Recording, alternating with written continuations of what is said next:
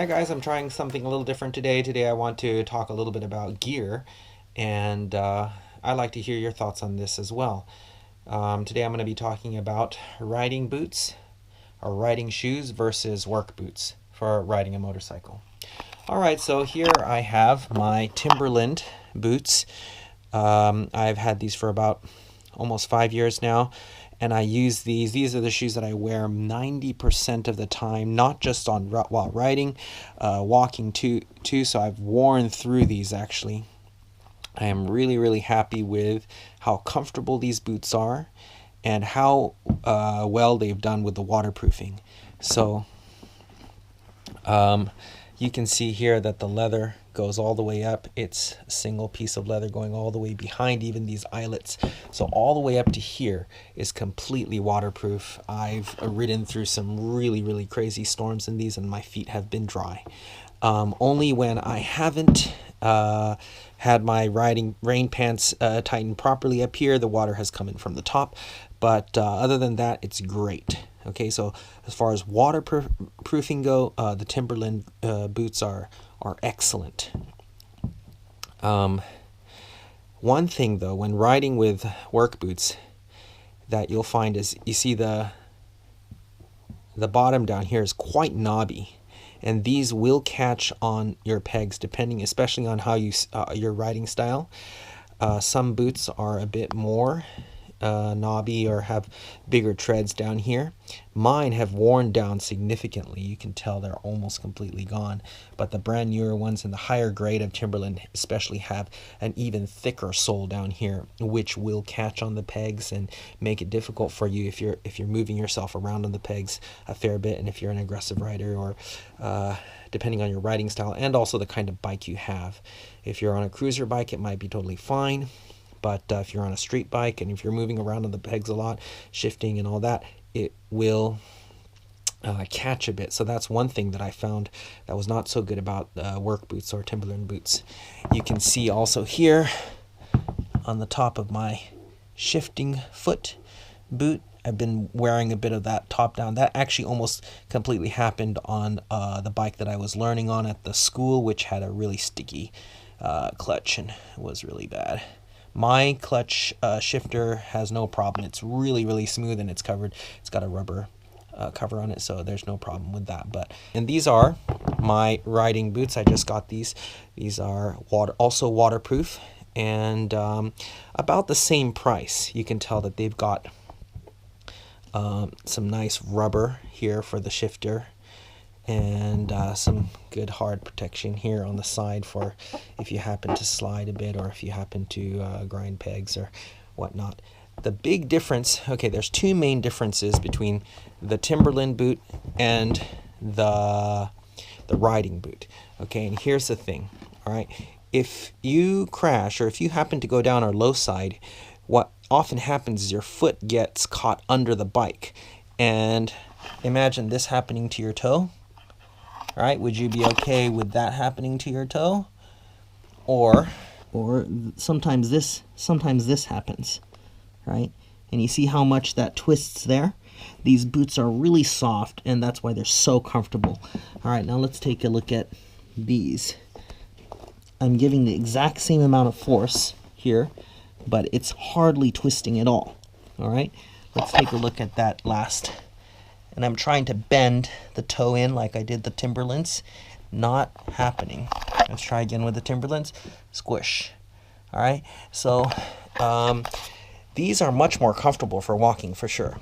These are a bit more stiff, and you can feel the support that it gives on around the ankles.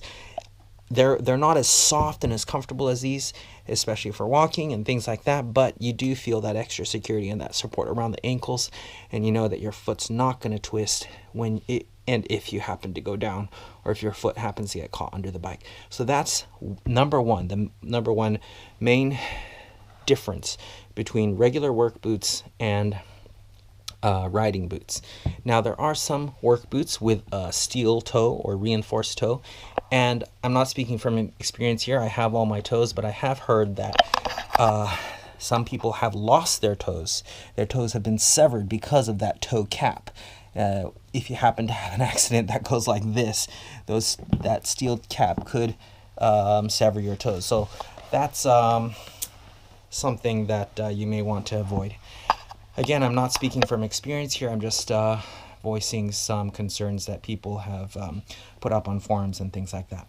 Okay, number 2, the second biggest difference between regular work boots, or Timberlands in this case, and these riding shoes or regular riding boots that you might get is how easy it is to slip on riding boots compared to regular lace-up boots.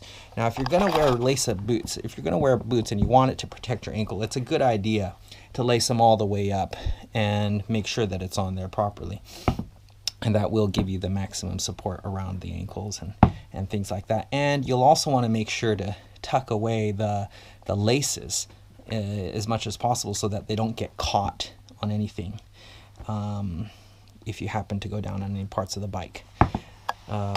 With these, it's so simple. It's just one buckle and then a second buckle, Velcro strap here, and then your foot just slides in. So easy. It's really, really fast. And because I do like 1,200, 1,500 kilometers a month on my motorbike, and I'm riding every day, at least 50 kilometers,